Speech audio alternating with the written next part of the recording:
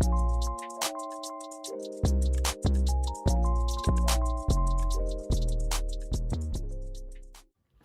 up, y'all? It's your girl KT, and I'm back at it again with another video. And today I'm going to be telling you guys 5 things I wish I knew as a first-time mom.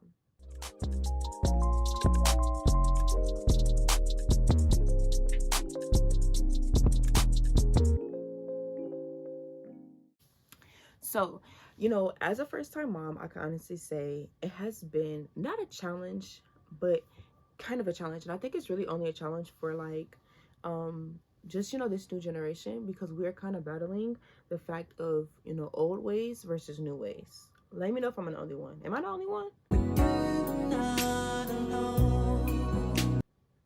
Oh, okay, yeah. So I'm just gonna get right into it. Number one is that you have to like set boundaries, and don't be afraid to set those boundaries. Okay, so just know that like everybody raises their child differently. Everybody is going to raise their child differently. Everybody has came from a different background, and everybody has just different ways they want to go about things. And as we know, we have this, it's not necessarily a new thing, but we have something called gentle parenting. And truthfully, I seen this post, and it was saying like gentle parenting is really just you treating your child like a normal human being, but because toxic traits are so normalized to us, we consider it gentle parenting. Okay, either way, gentle parenting is something that a lot of people are still learning about, and also have a lot of people that are stuck. I don't want to say stuck, but they still go by the old book, if that makes sense. You guys with me? You guys with me? Okay, so as a first time mom, I will honestly say that if you're someone that wants to implement gentle parenting, if you're someone that wants to go that route, understand and know that you're gonna have people that's gonna go against you. You're gonna have family members. You're gonna have to like explain yourself a lot more to certain family members, regardless whether the parents are together or not. The families do things a lot differently from each other. So sometimes you may have to express to the other family like, hey, like, okay, I don't want my child experiencing that or eating that or doing that or hearing that. Even hearing that, I feel like that's a big thing. That's one thing for me, because I don't want Kason to be exposed to certain things. I know I'm going to be very protective over that, what goes in his ear gates and his eye gates. So, and I feel like us as parents, we have to do that, because it's just so many different attacks from the enemy nowadays, especially if your family is faith-based, or if you guys are spiritual. You understand that you have to protect your child from the enemy, because the enemy is going to find any kind of way to attack your family, and children are vulnerable. That's this easy target. Not only that, there's new ways of learning, there's new ways of eating, there's new ways, there's so many, like now we have baby-led weaning. They didn't have baby-led weaning years ago. So just know that there's so many different new things that of your family members or your friends or other people may not necessarily be educated on. So when it comes to setting these boundaries, before you just say, hey, no, I don't want my son eating that, explain to that person why. Because you don't want to just tell your family like, hey, no. You want to explain to them why, not only for your son, for your child, but also maybe for them and their kids and whoever their case may be. And so they can understand your reasoning on why you don't want your child to have that. They can understand the importance of them not doing whatever action it is. Okay, so number 2, go to your doctor's appointments prepared. Go to your doctor's appointments with questions. What I can say is especially recently, but I did this from the beginning, I always try to go to the doctor's appointments with questions. I would think ahead of time, okay, what are some different things that maybe concerns I have? One big thing in the beginning is that Kason spit up a lot. Kason was a very, he just spit up a lot, and it wasn't just a little bit, it would be like a lot. And it scared me and his father, because of course this is our first child, so we don't really know, but we're just like, bro, this is a lot. Like, we're feeding him. Thought I heard Kason. We're feeding him, and like he's spitting it right back up. So we would go to the doctor like, hey, like he's spitting up, this is like, we're feeding him this much, we're burping him for this long, we're sending him up afterwards, and is it what's going on.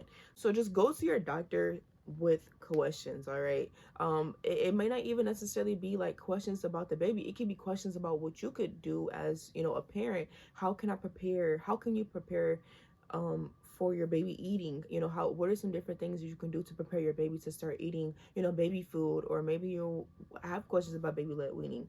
Now I will say, when it comes to a lot of like the new traditions, like the baby led weaning, or um new ways of breast pumping, or I mean like of nursing and stuff like that, when it comes to stuff like that, make sure that you have a doctor that is open, or at least knowledgeable to, you know, these new techniques and these new ways of doing things. Because some doctors are older and they're like used to the older, you know, old way, they're used to the old ways of doing things. You know, I was trying to find the best way to say that.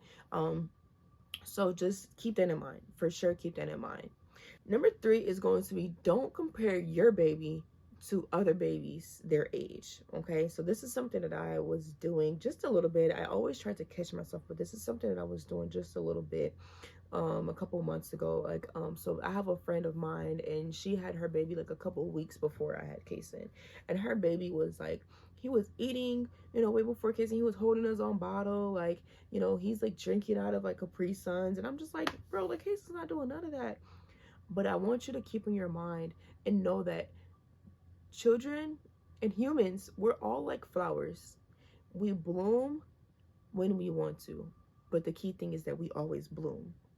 All right, so it is okay if your child does not bloom with the other children or with their other child. If your child is 6 months, like, and he's not crawling or not rolling over or doesn't have teeth, there's nothing wrong with them. They're perfectly fine. Do you guys know Kason is about to be 8 months, okay? And Kason has 0 teeth. 0. My baby brother is about to be, or he's 4 months. About to be 4 months, 4 months. And he has 4 teeth. 4 stinking teeth. This baby, my baby brother, has been truthfully like rolling and scooching since he came out of the womb. Kason didn't start doing none of that. Like, he didn't start rolling over until he was like 6.5 months. He really just started, like, he started scooching just a little bit then, but he's like, when it comes to like him actually like scooching and trying to move, he's like just now started doing it. He didn't start sitting up, and so he was 7 months. Like, Kason is just like not a late bloomer, but he's still advanced, but he's just doing things when he wants to do them. And not only that, Kason was born at 37 weeks, so it might take him a little bit longer to do certain things compared to other 7-month-old babies. But just don't compare your child with other children around you. Yes, it's good to use it as a reference, like, oh, okay, like he's 6 months, so my son or my daughter, you know, probably will be doing that soon, or, you know, he'll be probably, that's something I would look forward to. But just don't compare. Comparison is the thief of joy. Okay, comparison is the thief of joy. Say it with me. Comparison is the thief of all joy. Okay, keep that in mind. Number 4 is enjoy every single moment. Okay, motherhood becomes enjoyable when you slow down to enjoy it. Let me say it again. You will enjoy motherhood a little bit more when you slow down enough to enjoy it. I know we live in this world where we gotta go. We gotta be moving. We have to be busy. We gotta just be doing something.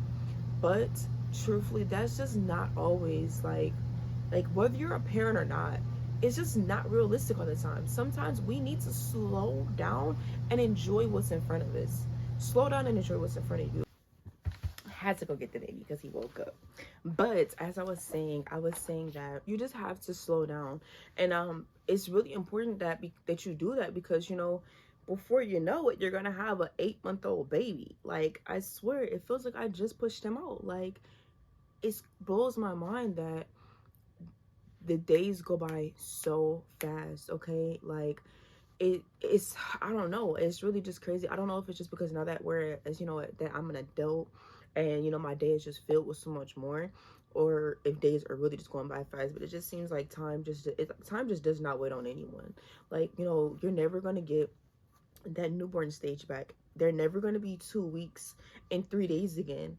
They're never going to be 4 months and 1 week and 4 days again. Okay, So just make sure that you literally just take every single moment that you have with your child, that you have with your baby, and just enjoy it. I get it.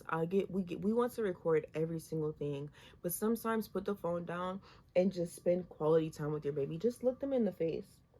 Just look that little stinker in your face and just see and just realize that that stinker is just not gonna be a baby in all their life.